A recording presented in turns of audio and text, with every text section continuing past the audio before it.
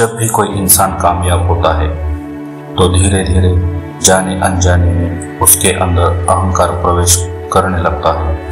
कई बार वो अहंकार इतना विराट होता है कि वो सभी को दिखाई देता है और कभी कभी इतना सूक्ष्म होता है कि वो दिखाई नहीं देता, फिर भी वो मौजूद रहता है। और ऐसे ही जब कोई आदमी नाकामयाब होता है तो उसे निराशा दुख घेर लेते हैं। उससे वो आदमी नाउम्मीद हो जाता है, उसके पास कोई आशा की किरण नहीं होती और इसी वजह से वो नई शुरुआत करने से हिचकिचाता है।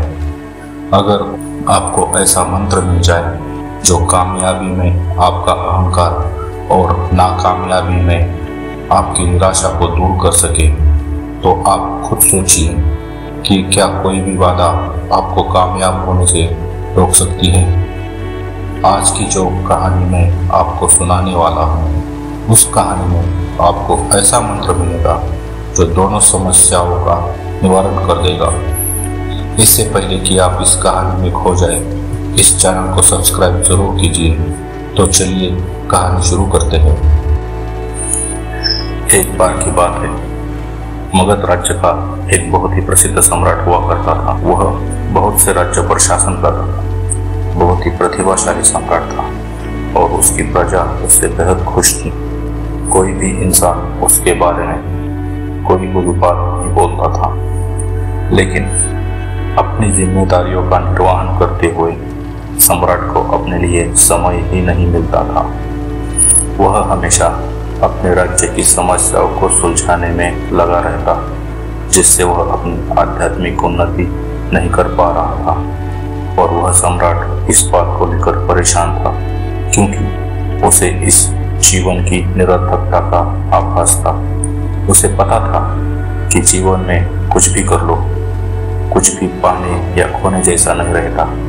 आखिर में मौत सब कुछ खत्म कर देती है। इसलिए उसने एक दिन अपने मंत्रियों और अपने राज्य के सभी विद्वानों की सभा बुलाई। दरबार में सब लोग बैठे हुए थे और सम्राट अपनी राजगद्दी पर बैठे हुए थे। सम्राट ने सभी को संबोधित करते हुए कहा, सभी सभासद जरा हमारी बात पर गौर फरमाइए। देखिए, हम अपनी जिम्मेदारियां पूरी तरह से निभा रहे हैं, लेकिन जिम्मेदारियों को निर्वाह करते हुए एक समस्या पैदा हो गई। हमारे पास बिल्कुल भी वक्त नहीं बचता कि हम शास्त्र पढ़ें और बड़े बड़े ग्रंथ पढ़ें। मैं आप सभी विद्वानों से एक विनती करता हूँ कि आप मुझे कोई एक पंक्ति का ऐसा सूत्र बताइए जिसमें सारे शास्त्र, सारे उपनिषद और सारे ग्रंथ समाहित हो जाए। उन ग्रंथों का ज्ञान भी प्राप्त हो जाए और उन ग्रंथों को पढ़ने का वक्त भी बच जाए। जो भी विद्वान मुझे ऐसा सूत्र बता देगा, मैं उसे मुंह मांगी कीमत दूंगा। राजा ने उस सूत्र को ढूंढने के लिए अपने मंत्रियों को एक सप्ताह का वक्त दिया। सभी मंत्री, सभी विद्वान मोटे मोटे ग्रंथ लेकर बैठ गए और उसमें से ऐसा सूत्र ढूंढने की कोशिश करने लगे जिसमें सभी ग्रंथ समाहित हो जाए। बहुत प्रयास करने के बाद भी किसी विद्वान को ऐसा सूत्र नहीं मिला जो जीवन के सारे सार को एक ही पंक्ति में समेट ले। आखिरकार एक सप्ताह के बाद निराश होकर सभी सम्राट से कहते हैं, महाराज, हमने बहुत कोशिश की, सारे ग्रंथ छान मारे, सारे ग्रंथ पढ़ डाले, लेकिन हमें ऐसा कोई सूत्र नहीं मिला जो एक पंक्ति में सारा सार समेट ले। आप खुद ही सोचिए कि एक पंक्ति में इतने मोटे मोटे ग्रंथ कैसे समा सकते हैं। इस पर सम्राट ने कहा कि कोई ना कोई रास्ता तो निकालना ही पड़ेगा। अगर तुमसे नहीं हो पा रहा है तो किसी ऐसे आदमी के बारे में बताओ जो मेरी समस्या को हल कर सके। तभी एक मंत्री बोला, महाराज, हमारे पड़ोसी राज्य में एक बहुत पहुंचे हुए संत रहते हैं। मैं यकीन से तो नहीं कह सकता, लेकिन शायद वो आपकी समस्याओं को सुलझा सकते हैं। आप एक बार उनसे भेंट करें। यह सुनकर सम्राट संत के पास पहुंचकर वह सारी समस्या बता देते हैं। उसकी समस्या सुनकर वह संत कहते हैं कि राजन, मेरे पास भी ऐसा कोई सूत्र नहीं है और ना ही मैंने कभी इसके बारे में विचार किया है। लेकिन मेरे गुरु ने मुझे अंगूठी दी थी। यह अंगूठी जो तुम मेरे उंगली में देख रहे हो, यह मेरे गुरु की वही अंगूठी है। मेरे गुरु ने इसे देते वक्त मुझसे कहा था कि इस अंगूठी के पत्थर के नीचे 2 पर्चियां हैं, जिनमें एक एक मंत्र लिखा हुआ है। एक पर्ची हरे रंग की है और दूसरी पर्ची नीले रंग की। और मेरे गुरु ने यह पर्चियां मुझे देते हुए कहा था कि जब तुम्हारे जीवन में बुरे से बुरा समय आए, जब तुम्हें लगे कि सब कुछ खत्म हो चुका है और अब तो जीने जैसा कुछ नहीं बचा है, तब तुम हरी पर्ची खोलकर देखना। उसमें तुम्हें एक ऐसा मंत्र मिलेगा जो तुम्हें उस परिस्थिति से बाहर निकाल देगा। और दूसरी पर्ची तुम तब निकालना जब तुम जीवन में सब कुछ हासिल कर लो। जब तुम्हें लगे कि मैंने जीवन में सब कुछ पा लिया है, अब जीवन में हासिल करने जैसा कुछ भी नहीं रहा, तब तुम नीली पर्ची खोलना। उसके बाद उस संत ने कहा, मुझे तो अपने जीवन में इसकी जरूरत ही नहीं पड़ी, क्योंकि मेरे पास ऐसा वक्त ही नहीं आया मुझे ये पर्ची खोलकर देखने की जरूरत पड़े। इसलिए ये पर्ची मैं तुम्हें भेंट कर देता हूँ। और ये कहते हुए उसने वो अंगूठी सम्राट को भेंट कर दी। सम्राट ने भी वो अंगूठी स्वीकार कर ली और अपने राज्य वापस लौट आया। समय ऐसे ही चलता रहा। बहुत साल बीत गए। राज्य पूरी खुशहाली के साथ चल रहा था।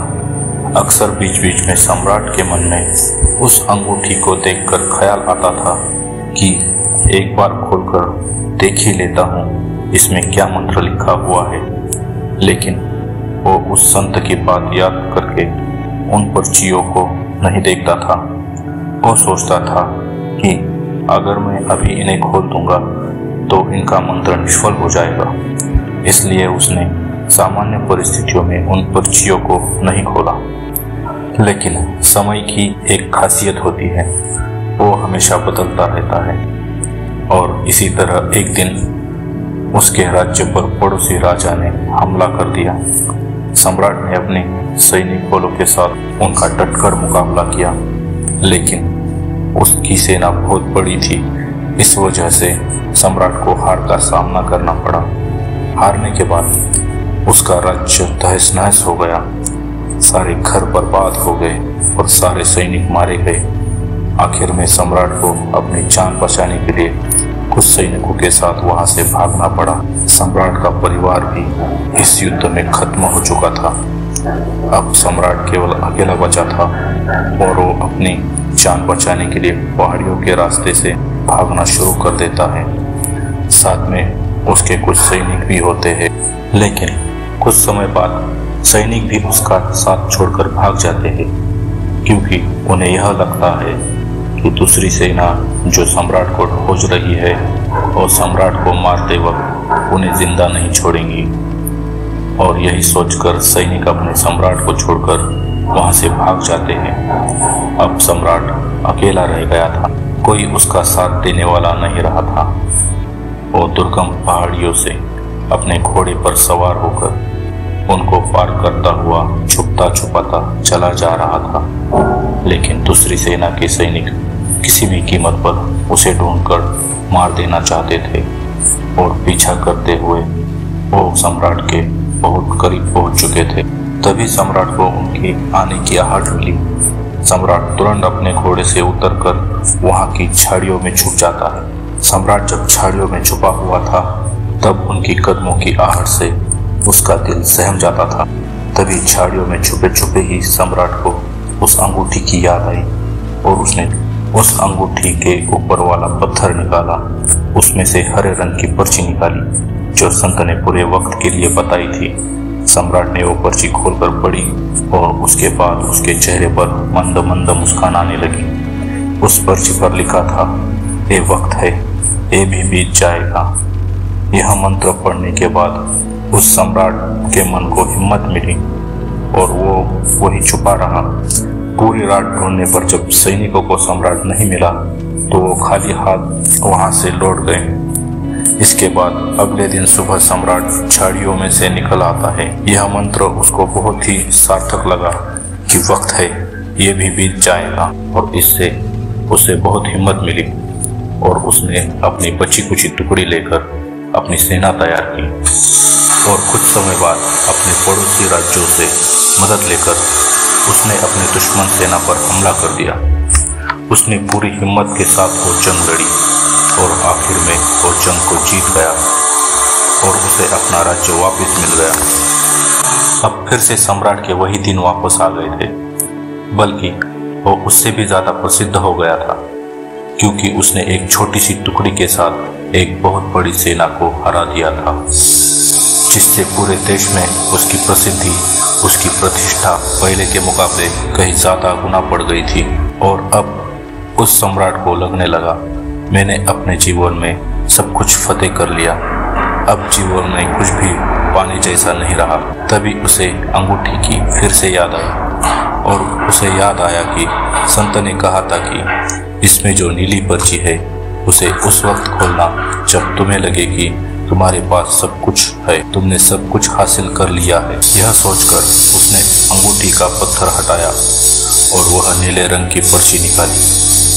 उसने वह पर्ची खोलकर देखी और देखने के बाद उसके चेहरे पर उदासी छा गई। ऐसा उस पर्ची में क्या लिखा था?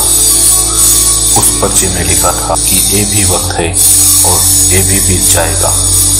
कुछ देर उदास रहने के बाद सम्राट जोर जोर से हंसने लगता है, क्योंकि उन पर्चियों में उसे पूरे जीवन का सार मिल गया था। सारे ग्रंथ का ज्ञान उन पर्चियों में समाहित था।